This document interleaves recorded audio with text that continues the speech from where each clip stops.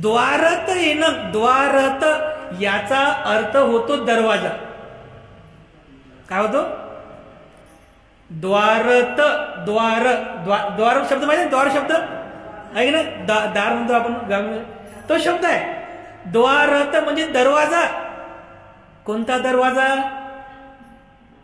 कोणता दरवाजा?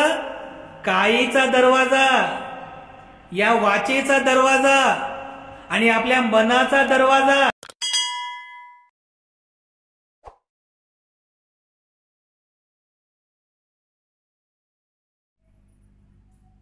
शीलेन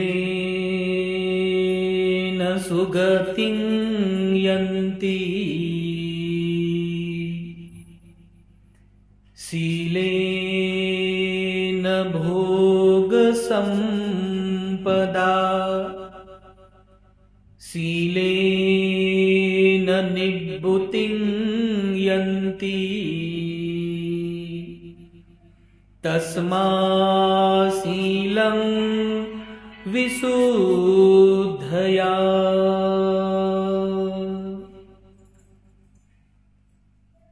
बुद्ध, धम्म आणि संघ या तीन रत्नांना अभिवादन करतो. बोधिसत्व डॉक्टर बाबासाहेब आंबेडकर यांच्या समग्र धम्म क्रांतीमध्ये जीवनाच्या शेवटच्या श्वासापर्यंत समर्पित राहून आजच्या या मंगलमय प्रसंगी या ठिकाणी उपस्थित आपण सर्व धम्म उपासिका, धम्म उपासक, आपल्या सर्वांप्रती मी मंगल कामना, आशीर्वाद वचन अर्पण करतो आणि वर्षावासातील आजच्या धम्म देसनेला सुरुवात करीत आहोत.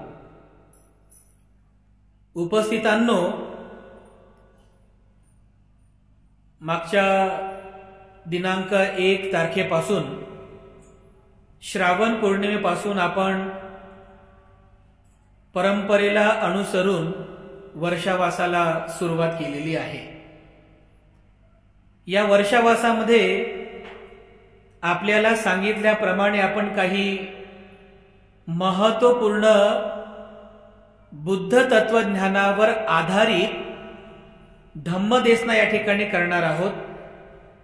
आणि तुम्ही सुद्धा एक जबाबदारीने बौद्ध उपासक म्हणून, उपासिका म्हणून आपल्या दैनंदिन जीवनामध्ये आपल्याशी संबंधित असणाऱ्या अशा विविध तत्वज्ञानाला व्यवस्थित समजून घेणं, त्याचं चिंतन करणं, मनन करणं, त्याचं आचरण करणं हे कर्तव्याने आपण सर्व पूर्ण करायला पाहिजे. कारण एक गाथा जी आपण नेहमीच म्हणतो, धम्मं चरे सुचरितं नतं दुचरितं चरे, धम्मचारी सुखं सेती अस्मिन लोके परमिच. जो धम्माचं सुचरण करतो, जो धम्माचं सुचरण करतो, चांगलं आचरण करतो, तो व्यक्ती खऱ्या अर्थाने धम्मचारी आहे, ती धम्मचारिणी आहे. आणि धम्माचं आचरण करणारा व्यक्ती सुखाने झोपतो, सुखाने जीवन जगतो. या लौकिक जगतात तर तो सुखाने राहतोच, परंतु मृत्यूच्या नंतरही तो सुखाला प्राप्त करतो, सुगतीला प्राप्त करतो. म्हणून धम्माचरण महत्वाचा आहे. म्हणून प्रत्येकामध्ये एक धम्मचारी असला पाहिजे, प्रत्येक उपासकामध्ये एक धम्मचारी असला पाहिजे, प्रत्येक उपासिकेमध्ये एक धम्मचारिणी असली पाहिजे. म्हणजे धम्माचं आचरण करणारा, धम्माचं आचरण करणारी असा धम्मचारी किंवा अशी धम्मचारिणी आपल्यामध्ये असली पाहिजे. म्हणून हा धम्म आचरण करण्यापूर्वी या धम्माशी संबंधित छोट्या छोट्या गोष्टी आहेत. जास्त काही असं मोठं तत्वज्ञान नाही, छोट्या छोट्या गोष्टी आहेत, पण अत्यंत महत्वाच्या आहेत की ज्या गोष्टी न समजल्यामुळे आपल्याला त्याचा लाभ मिळत नाही, आपल्याला ते व्यवस्थित न समजल्यामुळे त्यापासून सुख प्राप्त होत नाही. आणि मग वर्षानुवर्ष जे चालत आलेलं आहे, जे चालत आलेलं आहे ते तसंच रेटत राहायचं, मात्र त्याचा लाभ आपल्याला काहीही होत नाही. त्यामुळे आपण आजच्या धम्मदेशनेमध्ये एक महत्व, जसं मी तुम्हाला अगोदर सांगितलेलं आहे की दैनंदिन जीवन, तुमच्या उपासक उपासिकांच्या दैनंदिन जीवनामध्ये संबंधित असणाऱ्या महत्वाच्या छोट्या छोट्या गोष्टींवरती आपण प्रकाश टाकणार आहोत, जेणेकरून ते तुम्हाला समजावं, उमजावं, त्याचं चिंतन मनन तुम्ही करावं, त्याचा लाभ तुम्हाला व्हावा, यामागचा हा शुद्ध हेतू आहे. आजच्या या धम्मदेशनेमध्ये आपण एका महत्वपूर्ण तत्वाला समजून घेण्याचा प्रयत्न करणार आहोत. जसं आपण दैनंदिन विहारामध्ये येतो, तर विहारामध्ये आल्यानंतर आपण बुद्धाची पूजा करतो, बुद्धाची वंदना करतो, बरोबर आहे. बुद्धांची पूजा केल्यानंतर आपण स्थानापन्न होतो आणि स्थानापन्न झाल्यानंतर आपली जी काही धम्मसंस्काराची पद्धत आहे त्याला आपण सुरुवात करीत असतो. कशी सुरुवात करतो? सुरुवातीला अर्हंपासून सुरुवात करतो, मग स्वाखातो, मग सुपटीपन्नो, आहे की नाही, त्रिरत्नाचं नमन, नंतर मग आपण काय म्हणतो, क्षमायाचना म्हणतो ना, आम्ही म्हणतो की क्षमायाचना म्हणा, शीलयाचना म्हणा, मग तुम्ही क्षमायाचना म्हणता, क्षमायाचना झाली की मग तुम्ही शीलयाचना म्हणता, बरोबर आहे. तर क्षमायाचना आणि शीलयाचना का म्हणावी, क्षमायाचना आणि शीलयाचना का म्हणावी, क्षमायाचना आणि शील याचना म्हणण्यामागचा उद्देश काय आहे, ते आपण थोडं समजून घेण्याचा प्रयत्न करूया. हे आपल्या दैनंदिन जीवनाचा भाग आहे.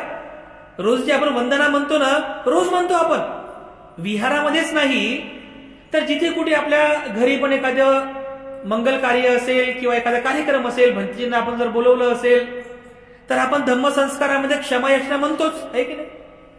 सर्वांना मुखपाठ पण आहे, आपण शीलयाचना पण म्हणतो. तर ही क्षमायाचना का म्हणावी, त्यानंतर ही शीलयाचना का म्हणावी, उपासक उपासिकांनो हे समजून घेणं अतिशय महत्वाचं आहे. तुमच्याकडे पुस्तक आहे वंदनेचं, वंदनेचं पुस्तक तुमच्याकडे आहे, सर्वांकडे आहे. बरं, पुस्तक नसेलही पण तुम्हाला क्षमायाचना शीलयाचना मुखपाठ आहे ना, झाले ना 20-25 वर्ष, म्हणजे आय थिंक सर्वांना मुखपाठ आहे. कदाचित काही लोकांना त्याचा अर्थही माहित असेल. आपण जे क्षमायाचना म्हणतो, शीलयाचना म्हणतो, त्याचा अर्थ पण काही लोकांना माहित असेल, परंतु केवळ अर्थ माहित असून त्याचा जो मतितार्थ आहे, म्हणजे मतीत अर्थ, त्याच्या मागची भावना, त्याच्या मागचा उद्देश, तो मात्र पुस्तकामध्ये सांगितलेला नाही आहे. आणि काही काही पुस्तकं तर आम्ही वाचतो, वंदनेची काही काही पुस्तकं आहेत, चांगली पुस्तकं आहेत, पण काही काही पुस्तकं अशी आहेत की त्या पुस्तकांमध्ये पाहिजे तसा प्रॉपर अर्थ, त्या क्षमायाचनेचा प्रॉपर अर्थ, शब्दशः अर्थ सांगितलेलाच नाहीये. जी शीलयाचना तुम्ही म्हणता ना, त्या शीलयाचनेचा पण प्रॉपर अर्थ काय आहे ते सुद्धा व्यवस्थित सांगितलेलं नाही आहे. आणि त्यामुळे नेहमीच जे आपण पुस्तकामध्ये वाचलेलं आहे किंवा जे रेटत आलेलो आहे तेच म्हणण्याची आपल्यामध्ये परंपरा सुरू झालेली आहे की नाही. म्हणून याचा एक प्रॉपर अर्थ काय आहे, शब्दशः अर्थ आपण समजून घेण्याचा प्रयत्न करूया. पहिले हे समजून घेऊ की ही क्षमायाचना आणि शीलयाचना का म्हणतात. ती क्षमा आणि शीलयाचना म्हणण्याचा उद्देश काय आहे. तर क्षमायाचना जेव्हा तुम्ही म्हणता, तर क्षमायाचनेमध्ये आपण काय म्हणतो, ओकास वंदामी भन्ते द्वारत येनं कत्तं सब्बं अपराधं खमतु मे भन्ते. पुन्हा द्वितीयंपी आणि पुन्हा मग तृतीयंपी, दुसऱ्यांदा आणि तिसऱ्यांदा, अशा प्रकारची आहे. याला म्हणतात क्षमायाचना. म्हणजे याचा एक साधा अर्थ पुस्तकामध्ये आपण वाचत असतो. म्हणजे धम्मसंस्कारात सुरुवात करण्यापूर्वी पुढे भंतेजी बसलेले असतील तर भंतेजी पुढे आपण क्षमायाचना करतो. ओकास वंदामी भन्ते, ओकास म्हणजे अवकाश द्या म्हणते मला, वंदामी म्हणते, वंदन करतो म्हणते मी, ओकास वंदामी म्हणते, द्वारत एनम कत्तं सब्बं अपराधं खमतु मे म्हणते. माझ्याकडून जे काही अपराध झाले असतील त्या अपराधाबद्दल मी क्षमा मागते, मी क्षमा मागतो, मला क्षमा करावी. पुन्हा दुसऱ्यांदा आपण विनंती करतो, पुन्हा तिसऱ्यांदा आपण विनंती करतो. बरोबर आहे, असं त्याचा अर्थ आहे. पुस्तकामध्ये सुद्धा असाच अर्थ दिलेला आहे. काय की अवकाश द्या म्हणते, माझ्याकडून जे काही अकुशल कर्म झाले असतील, माझ्याकडून जे काही म्हणजे चुकीचं कर्म झाले असेल त्याबद्दल मी क्षमा मागतो, किंवा मी त्याबद्दल मी मग क्षमा मागते, असं त्याचा साधा सरळ अर्थ आहे. बरं, हा जो अर्थ आपण बघितला तर तुम्ही विचार करा, क्षमा याचना म्हणण्यापूर्वी खरंच तुमच्याकडून काहीतरी अपराध झाला का? तुम्ही क्षमा याचना म्हणत आहात ना, तर तुमच्याकडून खरंच कुठे अपराध झाला का? मग अपराध जर झाला असेल तर त्याची तुम्हाला जाणीव होईल की हो अपराध झाला माझ्याकडून. आणि अपराध झाला नाही, अपराध झाला नाही तरी तुम्ही क्षमा याचना करत आहात. याचा अर्थ की कुठेतरी अपराध होतोच, छोटा मोठा का होईना, कळत अथवा न कळत. काही काही अपराध तर कळत होतात, पण न कळत सुद्धा काही काही अपराध होतात, कारण हा मनाचा धर्म आहे. मनाचा धर्म आहे. का कोणत्या कोणत्या मार्गाने अपराध होतात आपल्याकडून? पण याच्यात दिलेलं आहे का? याच्यात दिलेलं आहे का काया वाया मनानं खमतो असं काही दिलेलं आहे? कुठं शब्दप्रयोग नाही आहे. मग म्हणून याला शब्दशः अर्थ माहित असला पाहिजे. आपण जे म्हणतो शब्दशः अर्थ. आता एक शब्दप्रयोग आपण वापरतो, ओकास वंदामी म्हणते, द्वारत येनं. बरोबर आहे? काय होते या शब्दाचा अर्थ? तुम्ही तुमच्याकडे जे पुस्तक आहेत ना त्या पुस्तकामध्ये वाचा बरं, लिहिलाय का तो अर्थ? द्वारत येनं या शब्दाचा अर्थ कोणत्या पुस्तकात दिलेला आहे बघा बरं. नाही ना, आपल्यामध्ये ते चिकित्सकपणाच नाही की अर्थ काय व पुस्तकात दिलेले नाहीये, अर्थ जाणून घेतला पाहिजे. बरोबर आहे? द्वारत येनं याचा अर्थ काय होतो? द्वारत येनं, येनं म्हणजे येणे, कत्तं म्हणजे सर्व, कत्तं म्हणजे जे काही, सब्बं म्हणजे कत्तं सब्बं, सब्बं म्हणजे सर्व, अपराधं अपराध होणे, काही अकुशल कर्म होणे, कत्तं सब्बं अपराधं खमतु मे बनते. खमतु म्हणजे क्षमा करणे, खमतु म्हणजे क्षमा करणे. याचा म्हणजे जो शब्द आहे ना द्वारत येनं, या शब्दाचा अर्थ या वंदनेच्या पुस्तकामध्ये दिलेला नाही, कोणत्याच पुस्तकात दिलेला नाही. आता जे कोणी पालीचे अभ्यासक आहेत, पाली अभ्यासक आहे, आम्हाला पण माहित नव्हता शब्दांचा अर्थ, पण जेव्हा आम्ही MA पालीला ऍडमिशन घेतलं, MPhil केलं, PhD पण, तर तेव्हा थोडा थोडा अर्थ माहित झाला. द्वारत येणं, द्वारत याचा अर्थ होतो दरवाजा. काय होतो? द्वारत, द्वार, द्वार शब्द माहिती, द्वार शब्द आहे ना, दार म्हणतो आपण गावी, तो शब्द आहे. द्वारत म्हणजे दरवाजा. कोणता दरवाजा? कोणता दरवाजा? कायेचा दरवाजा, या वाचेचा दरवाजा आणि आपल्या मनाचा दरवाजा. द्वारत, ही जी 3 द्वारा आहेत, या द्वाराने आपण अपराध म्हणजे आपण कर्म करतो. एकतर शरीराचा दरवाजा आहे, कायेचा दरवाजा, या कायेच्या दरवाजाने जर अपराध झाले असतील तर, किंवा आपली जी वाणी आहे, तोंड, या तोंडाने, या वाणीने, या दरवाजाने जर काही अपराध झाले असतील तर, किंवा आपल्या मनाने जर काही अपराध झाले असतील तर, या काया वाचा मनाच्या द्वारत, या दरवाजाने येणं, या दरवाजातून जर काही अपराध झाले असतील तर मला क्षमा करावी, असा त्याचा प्रॉपर अर्थ होतो. म्हणजे काया वाचा मनाने, हे आपलं दैनंदिन जीवन जगत असताना काया वाचा मनाने कळत अथवा न कळत अपराध होतातच. जरी तुम्ही आर्य म्हणून बाळगलं, म्हणजे मी बोलणार नाही, आर्य म्हणून जरी बाळगलं तरी मनाचा कंट्रोल आहे तुमच्या तोंडावर, या वाणीवर कंट्रोल कोणाचा आहे? मनावर आहे. तुम्ही जर तोंड जरी बंद केलं, पण तुम्ही तोंड बंद करून पण शिव्या देऊ शकता की नाही? देता येते ना मनातल्या मनात. शब्द तोंडातून निघायची गरज नाही, बरोबर आहे की नाही? जर तुम्हाला एखाद्याच्या घरात जाऊन चांगला मारायचं आहे पण हिंमत होत नाहीये, कारण तो जरा पहिलवान आहे, हिंमत होत नाहीये, पण मन जाऊन मारून येते, आहे की नाही? येते की नाही? मस्त मारून येते, सर्व भांडणं झगडे करून येते, आपली जायची हिंमत होत नाही. मन आहे सगळं, म्हणजे मन सर्व काही करते. कायाकडून जर तुमचं काही अकुशल कर्म झालं किंवा कुशल कर्म, त्याचं कारण तुमचं मन आहे. कारण ते अगोदर मनामध्ये उत्पन्न होते की हे करायला पाहिजे, हे करायलाच पाहिजे, तर शरीर त्या प्रकारची ऍक्टिव्हिटी करते. असं मी बोलायलाच पाहिजे, असं मी बोललंच पाहिजे, तर तशा प्रकारचे संस्कार विचार मनामध्ये उत्पन्न होतो. आणि बरोबर मनात जे जे उत्पन्न होते ते कायेकडून आणि आपल्या वाणीकडून घडते. मनात जर कोणाबद्दल राग उत्पन्न झाला, राग, तर शरीराकडून चांगले कर्म घडतील का? मनात जर राग असेल तर तुमच्या शरीराने चांगले कर्म घडतील का? नाही घडणार. मनात जर भयंकर द्वेष आहे तर तुमच्या वाणीतून चांगले शब्द निघतील का? नाही निघेल ना.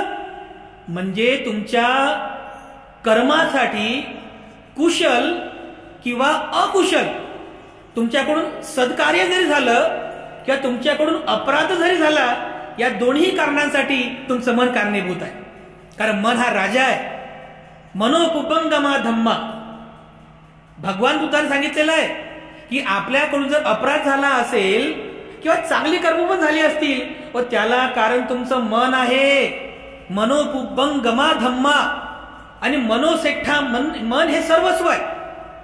तर भगवान बुद्ध या मनाची उपमा देऊन सांगतात की जर एखादा व्यक्ती वाईट मनाने बोलतो, वाईट मन म्हणजे कोणतं?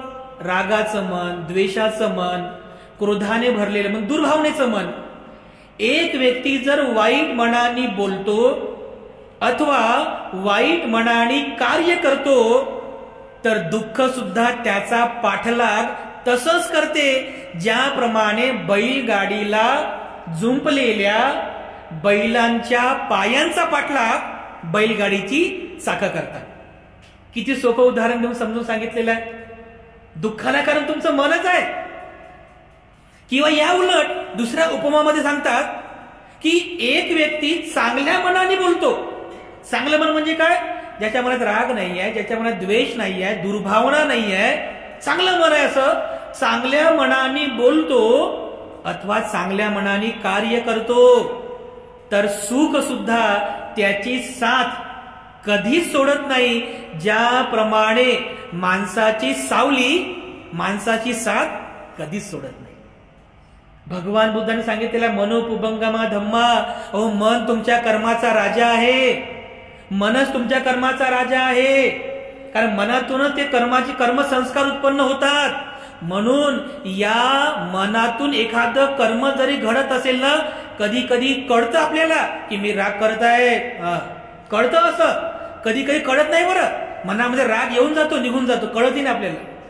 अगदी छोट्या छोट्या गोष्टी असतात. म्हणजे कधी कधी न कळतही आपल्या मनामध्ये, जरी आपण वाणीने अकुशल बोललो नाही, आपल्या कायेने अकुशल कर्म झाले नाही, पण मनामध्ये कधी कधी रागाचा विचार येऊन पण जातो, आपल्याला कळत नाही. कधी कधी मनामध्ये द्वेषाचा विचार पण येऊन जातो, क्रोधाचा विचार पण येऊन जातो, पण आपल्याला कळत नाही, कधीच कळत नाही. म्हणजे मनामध्ये उत्पन्न होणारे संस्कार, याला कधी कधी न कळतपणे आपण त्याचे कर्म बनवित असतो. हे भगवान बुद्धाने जाणलं, आणि म्हणून भगवान बुद्धांनी अशा प्रकारच्या उदाहरणांद्वारे तुम्हाला सांगितलेलं आहे की मनच राजा आहे, मनच तुमच्या कर्माचा म्हणजे राजा आहे. मग जेव्हा तुम्ही विहारात आल्यानंतर किंवा एखाद्या संस्कारामध्ये ही जी याचना म्हणतात ना, ओकास वंदामी बनते द्वारत येनं कत्तंग सब्बंग अपराध खमतु मे बनते. कारण अजून आपल्या मनावरती नियंत्रण नाही आहे का? अजूनही आपल्या मनावर आपलं नियंत्रण नाही आहे. मग असं जे मन आहे, जे अनियंत्रित आहे, रोमिंग करत राहते, इकडे तिकडे सगळीकडे फिरत राहते, रोमिंग करत राहते. तर अशा चंचल स्वभावाच्या मनातून जर कळत अथवा न कळत माझ्या कायेच्या द्वाराने, द्वारतैनं, या कायेच्या द्वाराने किंवा माझ्या वाचेच्या द्वाराने, द्वारतैनं, किंवा मनाच्या द्वाराने, मनाच्या द्वारतैनं, कत्तं सप्पंग अपराध, जे काही अपराध झाले असतील, आता ते 10 प्रकारचे अपराध आहेत, 10 प्रकारचे पापकर्म आहेत, कायेने, वाचेने आणि आपल्या मनाने घडतात. पुढच्या धम्मदेशनेमध्ये ते पण आपण समजून घेण्याचा प्रयत्न करणार आहोत. इथं फक्त एवढं समजून घ्या की क्षमायाचना का म्हणायची असते, त्यामागचा उद्देश काय आहे. तर ज्यावेळेस तुम्ही क्षमायाचना म्हणता तर दिवसभरामधून तुमच्याकडून कळत अथवा न कळत काया वाचा मनाने जर एखादं अकुशल कर्म झालं असेल, अकुशल कर्म झालं असेल तर त्या अकुशल कर्माप्रती, अपराधाप्रती आपण भंतेजींपुढे बसून, अर्थातच भगवान बुद्धांपुढे बसून त्याची क्षमायाचना करीत असतो, त्याची क्षमायाचना करतो. ही त्यामागची धारणा आहे, हा त्यामागचा उद्देश आहे क्षमायाचना करण्याचा. पुन्हा आपण द्वितीयमची म्हणतो, पुन्हा तृतीयमची पण म्हणतो. आम्ही बऱ्याचशा म्हणजे भिक्खूंसोबत, विद्वानांसोबत पण चर्चा केली किंवा पुन्हा द्वितीयमपी म्हणण्याची गरज काय आहे, ही पुन्हा तृतीयमपी म्हणण्याची पण गरज काय आहे की नाही, याच्याबद्दल पण आपण थोडा विचार करायला पाहिजे. एकदा जर क्षमा मागितली, भंतेजी म्हणजे ठीक आहे, साधू साधू क्षमा केली, तरी द्वितीयमपी आहे की नाही. पुन्हा भंतेजी साधू साधू म्हणतात तरी तृतीयमपी आहे, तिसऱ्यांदा आहे. असं का आहे, आम्ही खूप विचार केला, चर्चा पण केली. तर तेव्हा काही ऐतिहासिक तथ्य आम्हाला समजले की ही जी परंपरा आहे, म्हणजे अगोदर याचना करायची, नंतर पुन्हा दुसऱ्यांदा याचना करायची, पुन्हा तिसऱ्यांदा याचना करायची. तर ज्यावेळेस आपण भगवान बुद्ध म्हणजे सिद्धार्थ गौतमांचा जेव्हा आपण पूर्वाश्रमीचं जे म्हणजे जीवन जे आहे, जे आपण जेव्हा अभ्यासतो, तर बघा सिद्धार्थ गौतम जे होते ते शाक्य संघाचे सदस्य होते, आहे की नाही. आपण ग्रंथामध्ये वाचलं, शाक्य संघाचे सदस्य होते आणि शाक्य संघाची काही नियमावली होती, नियमावली.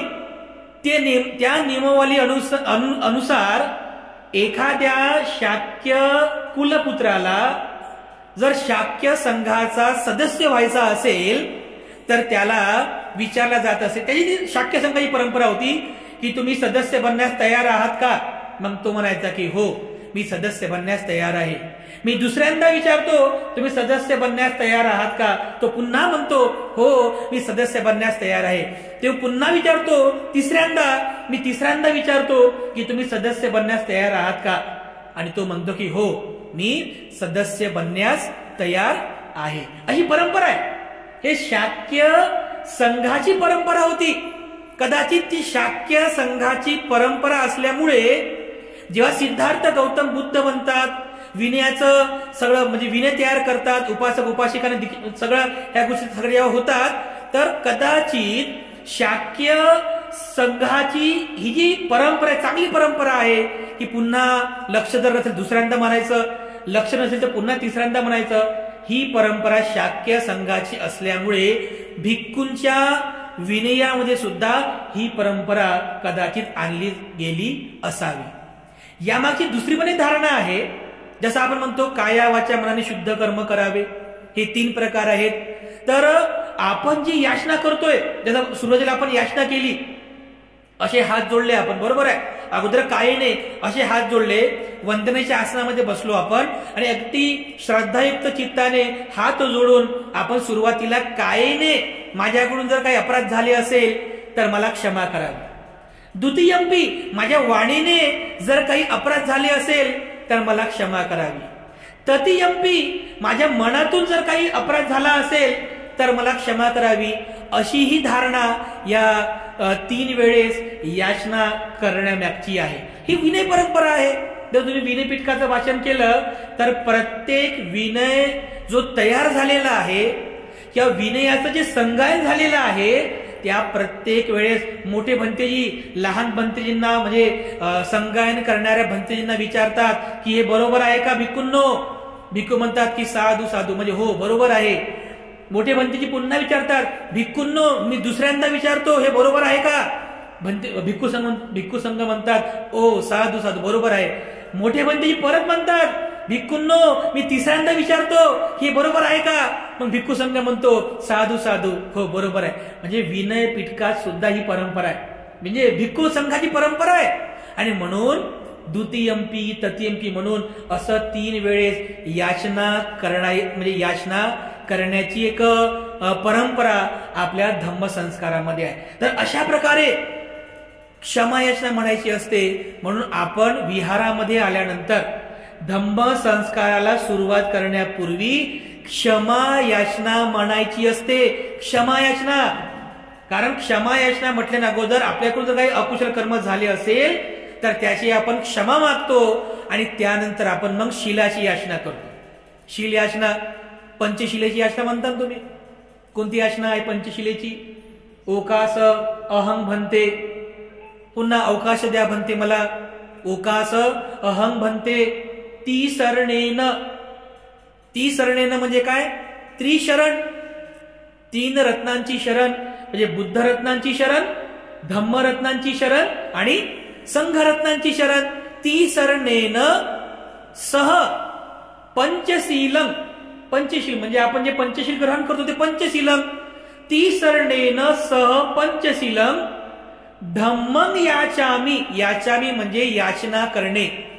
तुम्ही शील ग्रहण करण्यासाठी भंतेजींना याचना करीत असता. मी स्वतः पण शील ग्रहण करू शकता, स्वतः पण शील ग्रहण करता, पण आपल्यामध्ये अशी परंपरा आहे, ही एक महान परंपरा आहे भिक्खू संघामध्ये, की जे कोणी कनिष्ठ आहे, समजा कोणी सामनेर असतील किंवा कोणी कनिष्ठ भंतेजी असतील तर ते आपल्या मोठ्या भंतेजींकडून किंवा आपल्या गुरूंकडून शील ग्रहण करत असतात. ही आपली बौद्ध धम्माची प्रथा आहे, ही बौद्ध संस्कृतीमधली परंपरा आहे. त्यामुळे आपण भंतेजींकडून शील ग्रहण करीत असतो. मग तुम्ही म्हणता तिसरणेन सह पंचशीलं धम्मं याचामी अनुगहं कत्वा शीलं देथ मे भन्ते. भन्ते मी आपणास त्रिशरण आणि पंचशिलेची याचना करीत आहे, मला शील प्रदान करावे. शीलं देथ मे भन्ते, मला शील प्रदान करावे. आणि पुन्हा मग द्वितीयंपी दुसऱ्यांदा, तृतीयंपी तिसऱ्यांदा, जे अशा प्रकारे शीलाची सुद्धा याचना आपण 3 वेळेस म्हणत असतो. तर 3 वेळेस म्हणण्यामागचा हा उद्देश आहे. काया वाचा मनाने अगदी जागृतपूर्वक तुम्ही ते शील ग्रहण करत आहात हे आपण समजून घेतलं पाहिजे. आता कधी कधी काय होते, समजा भंतेजी नाही आहेत, बरोबर आहे, समजा भंतेजी नाही आहे तर तुम्ही स्वतः म्हणजे तुम्हाला जर पाठ असेल तर तुम्ही स्वतः पण म्हणता किंवा पुस्तक वाचून सुद्धा तुम्ही म्हणत असता याचना, बरोबर आहे, तुम्ही स्वतः शील ग्रहण करू शकता. पण ज्या वेळेस तुम्ही भंतेजींपुढे बसून हे जे शील ग्रहण करता तर भंतेजी हे आपले धर्मगुरू आहेत. भंतेजी आपले धर्मगुरू आहेत, ते आपल्याकरिता लोकसाथी आहेत, ते आपल्याकरिता पूज्य खेतंग आहेत. अशा गुरूंकडून, अशा मार्गदर्शकांकडून आपण या ठिकाणी शील याचना करत असतो. ही परंपरा आहे. आणि हा सगळं शील ग्रहण झाल्यानंतर म्हणजे बुद्धं शरणं गच्छामी, धम्मं शरणं गच्छामी, संघं शरणं गच्छामी, पुन्हा द्वितीयंपी तृतीयंपी, मग शील ग्रहण. शेवटी भंतेजी काय म्हणतात, सगळं शील ग्रहण झाल्यानंतर भंतेजी एक अधिष्ठान वाक्य म्हणत असतात. काय म्हणतात? तिसरणेन सह पंचशीलं धम्मं साधुकं सुरक्षितं कत्वा अपमादेन शील संपादेथ. म्हणतात ना. मग तुम्ही काय म्हणता? आम भंते आहे ना. हे अधिष्ठान आहे. भंतेजी हे जे म्हणतात ते तुमच्याकडून अधिष्ठान ग्रहण करून घेत आहेत. म्हणजे तुम्ही त्रिशरण ग्रहण केलं, पंचशील ग्रहण केलं, आता हे ग्रहण करून विषय संपला नाही. हे ग्रहण करून विषय संपला नाही, तुम्ही ते अधिष्ठान करीत असता. कोणतं अधिष्ठान? तर भंतेजी तुम्हाला ते अधिष्ठान देतात की उपासक उपासिकांनो, तिसरणेन सह पंचशीलं धम्मं, आज जे काही तुम्ही त्रिसरणेन, हे त्रिशरण जे ग्रहण केलं, पंचशीलं जे पंचशील ग्रहण केलं, तिसरणेन सह पंचशीलं धम्मं, हा जो धम्म तुम्ही आता ग्रहण केला, साधुकं, तिसरणेन सह पंचशीलं धम्मं साधुकं सुरक्षितं. साधुक म्हणजे काय? चांगलं आहे. या धम्माचं आचरण करणं चांगलं आहे. सुरक्षितम, त्याचं रक्षण करा. हे जे शील तुम्ही ग्रहण केलेलं आहे, या शीलाचं तुम्ही रक्षण करा. प्रत्येक क्षणाला विहाराच्या बाहेर गेल्यानंतरही या शीलाचं तुम्ही रक्षण करा. सुरक्षितम कत्वा, त्याला सुरक्षित ठेवा तुमचं शील. कारण तुमच्याकडून कळत अथवा न कळत पुन्हा हिंसा होऊ नये, हे अधिष्ठान आहे. तुमच्याकडून पुन्हा कळत अथवा न कळत चोरी कर्म होऊ नये, कळत अथवा न कळत व्यभिचार कर्म होऊ नये, कळत अथवा न कळत आपल्या वाणीने अकुशल कर्म होऊ नये, किंवा कळत अथवा न कळत आपल्याकडून नशापान किंवा मद्यपान होऊ नये. म्हणून भंती तुम्हाला अधिष्ठान देतात की सुरक्षितन कत्वा, तुम्ही तुमच्या या शिलाचं रक्षण करा, त्याला सुरक्षित ठेवा, त्या शिलाला पवित्र ठेवा, शुद्ध ठेवा. सुरक्षितन कत्वा. पण कसं? हे सुरक्षित कसं राहील? हे सुरक्षित कसं राहील? तर लगेच अधिष्ठानात सांगितलं जातं कोणतं तत्व आहे? सुरक्षितन कत्वा अपमादेन, हा शब्द महत्वाचा आहे. तुम्ही त्याची रक्षा करा, शिलाला सुरक्षित ठेवा. पण कसं? अपमादेन म्हणजे अप्रमादी होऊन. अप्रमादी होऊन. जसं प्रमाद या शब्दाचा अर्थ होतो आळस.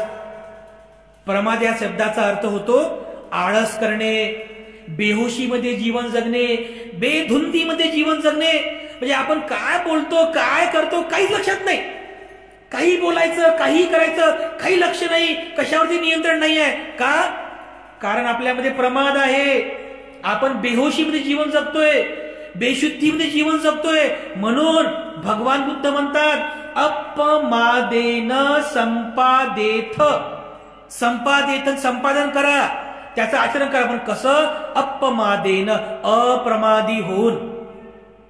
अप्रमादी होणे म्हणजे काय? जागृत होऊन त्याचं संपादन करा. अपमादेन म्हणजे काय? अत्यंत सावधगिरीने, अटेन्शन राहून, सावधगिरीने अटेन्शन राहून तुम्ही त्या शिलाचं संपादन करा. अपमादेन. नाहीतर जे लोक प्रमादात जीवन घालवतात, बेहोशीमध्ये जीवन घालवतात, त्या लोकांना शिलाचा अर्थही समजत नाही, शिलाचा लाभही होत नाही. बघा, आपण कित्येक वेळेस लग्नात जातो, लग्न कार्यामध्ये तिथे पण त्रिशरण पंचशील घेतात, बरोबर आहे. अनेक आपण स्मशानभूमीमध्ये जातो, तिथे पण आपण त्रिशरण पंचशील ग्रहण करतो. एखाद्या घरगुती संस्कार विधी असेल, कार्यक्रम असेल, तिथे पण आपण शील ग्रहण करतो. पण सगळीकडे शील ग्रहण करतात, पण सगळ्यांना लाभ का होत नाही? कारण ती लोक त्या प्रकारचं संपादन करण्याचं अधिष्ठान करीत नसतात. फक्त वंदना आहे म्हणून चला हात जोडले. जसं लग्नामध्ये नाही का, लग्न ते गाथा सुरू आहेत, काही फुलं चुरमुड चुरमुड करायचे, फुलं कधी गाथा संपतात, कधी फुलं फेकायचे, कधी तिकडे निघून जायचं, आहे की नाही? सगळं लक्ष जेवणाकडे, शिलाकडे लक्ष नाहीये. शील ग्रहण त्याच्याकडे बिलकुल. कारण काय? प्रमाद आहे. कोणता प्रमाद आहे? जेवणाकडे जायचं आहे. अपमादेन नाहीये, पमादेन आहे. पमादेन आहे. प्रमादामध्ये आहोत आपण, प्रमादामध्ये आहोत.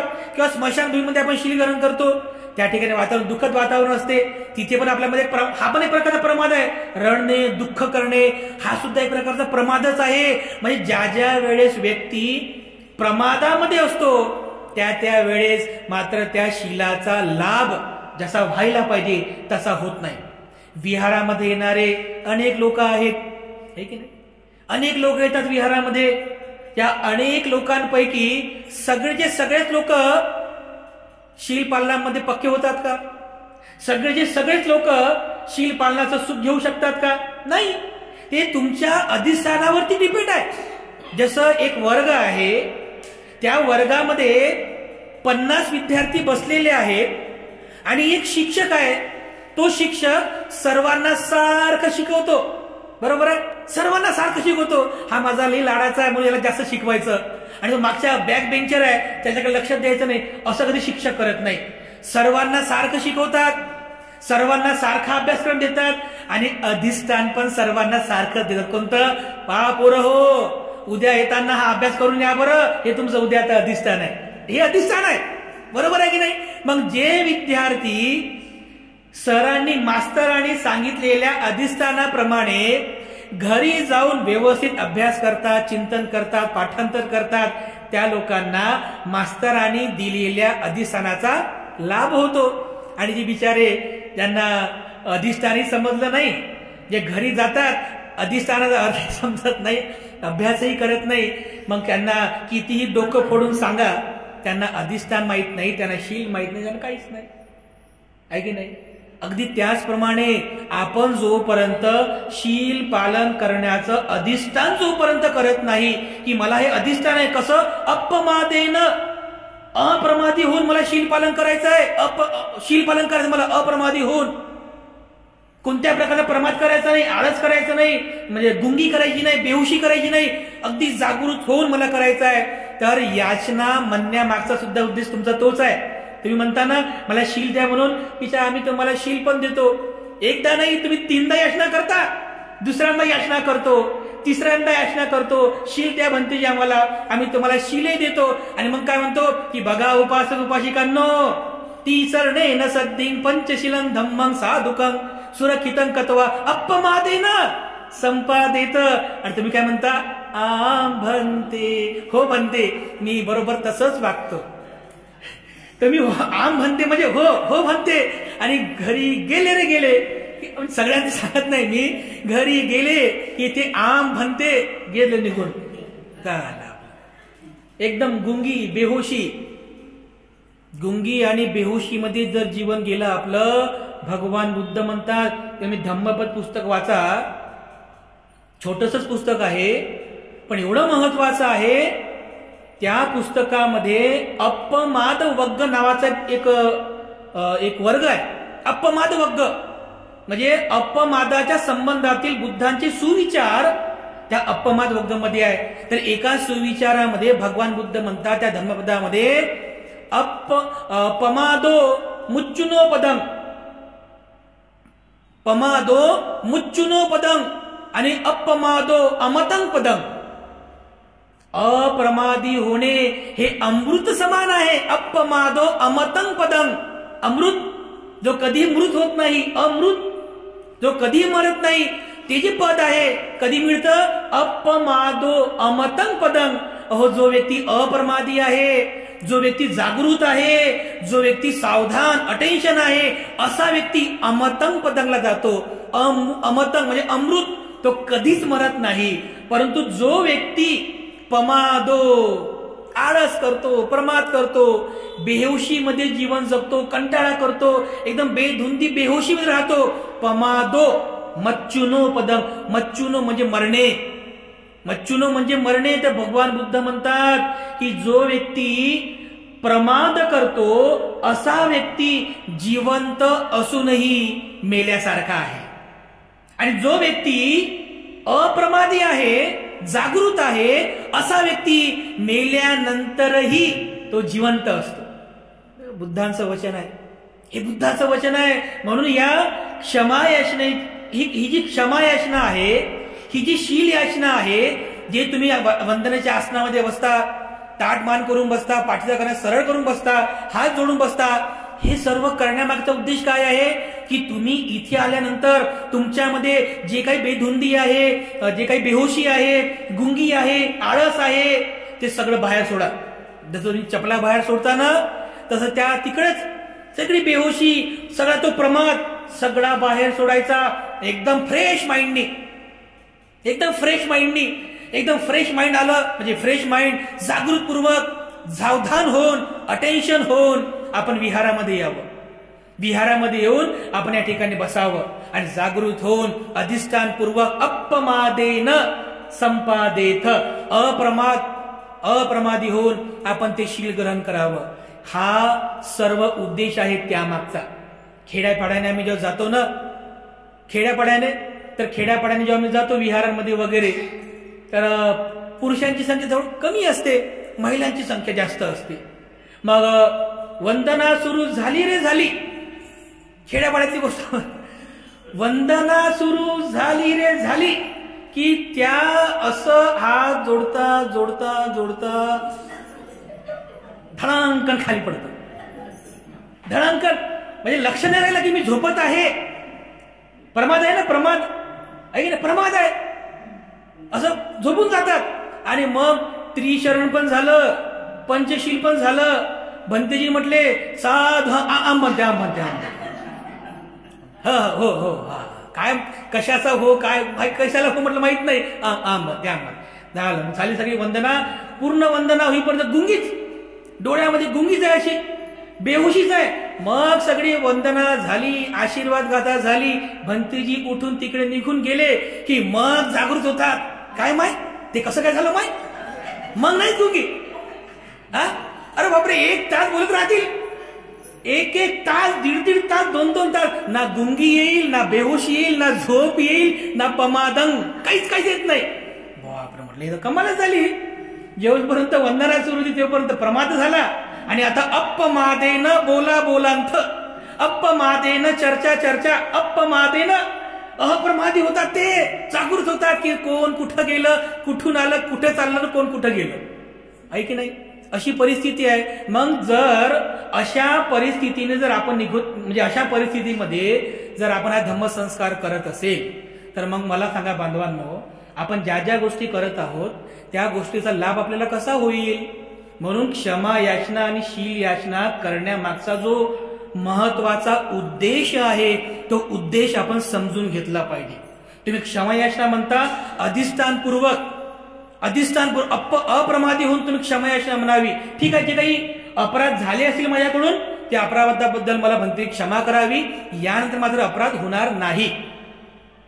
तुम्ही शील याचना म्हणता तर शील याचना सुद्धा केवळ वंदना आहे म्हणून म्हणायची नाही, केवळ आपलं काहीतरी धम्मसंस्कार आहे म्हणून म्हणायचं नाहीये. ते म्हणत असताना ते अधिष्ठान आहे, ते अधिष्ठानपूर्वक जागृत होऊन आपण ती शील याचना करायला पाहिजे आणि जागृत होऊन आपण त्रिरत्नाची शरण ग्रहण करायला पाहिजे.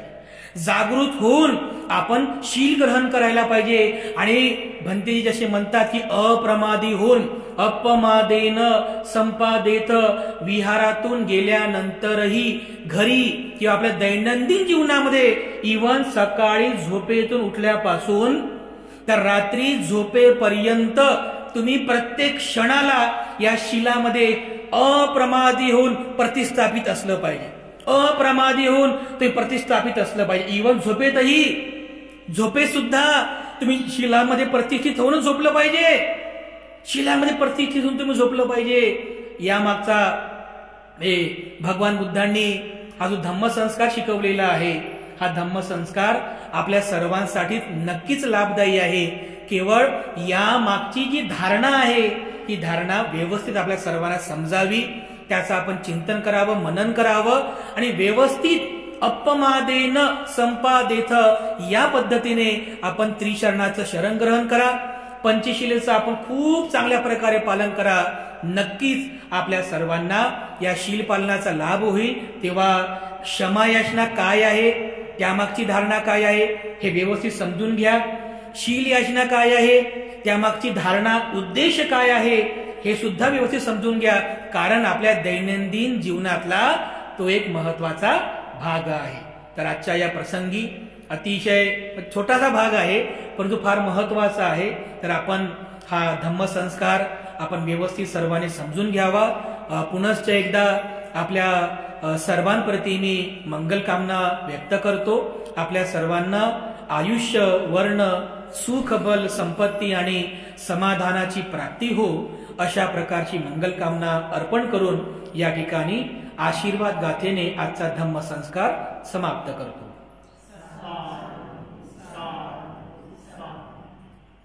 सबेंतियो विभजन्तु सबरोगो विनशतु माते भवत्वन्तरायो सुखी दीर्घायुको भव. अभिवादनशीलिस्स नित्यं वड्ढापचायिनो चत्तारो धम्मा वड्ढन्ति आयुवन्नो सुखं बलन्ति.